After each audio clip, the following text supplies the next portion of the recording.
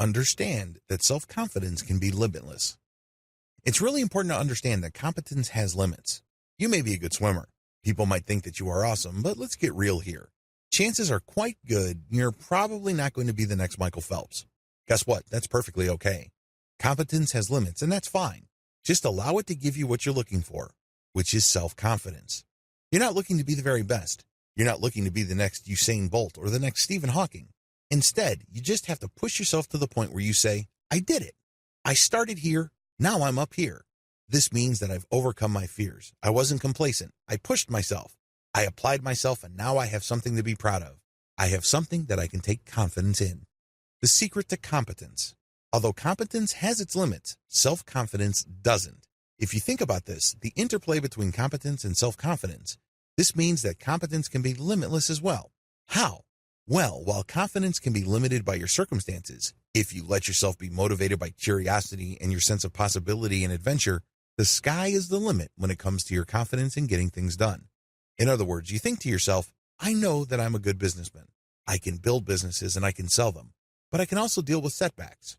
If there was a stock that crashed tomorrow, I can deal with it. If you develop that kind of self-confidence, the sky is the limit.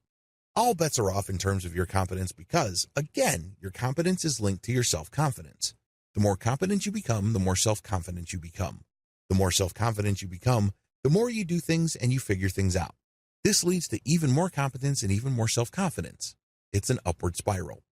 Self-confidence can be limitless. Take confidence in this. Feel good about it. How? Celebrate and seek out greater mastery. Self-confidence can be pushed, but it cannot be developed just by you sitting back and bragging, thumping your chest, parading around like a peacock. No, it doesn't work that way.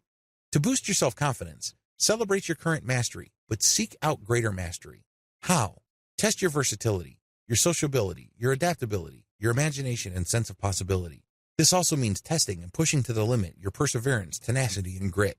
Grit is a big deal because according to research by Professor Duckworth based on her studies of different cohorts, while people may vary based on their IQ and ability to socialize and other measures of emotional intelligence, grit, partly defined as tenacity, is one trait that pretty much unites people who come out on top. They might not be able to get to the top tomorrow, but they will eventually get there.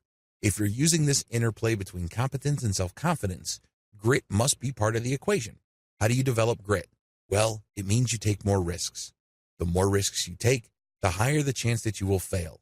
Instead of running away from failure and loss, you actually view it as an opportunity because that is what builds grit. Success doesn't build grit. Having things play out the way you had expected and hoped doesn't build grit. Loss, failure, and the risk of shame, humiliation, and ridicule, those build grit. When you look at all of this in totality, you see that nothing can get you down. Even setbacks can be victorious. How is that for unstoppable self-confidence based on the solid bedrock of competence?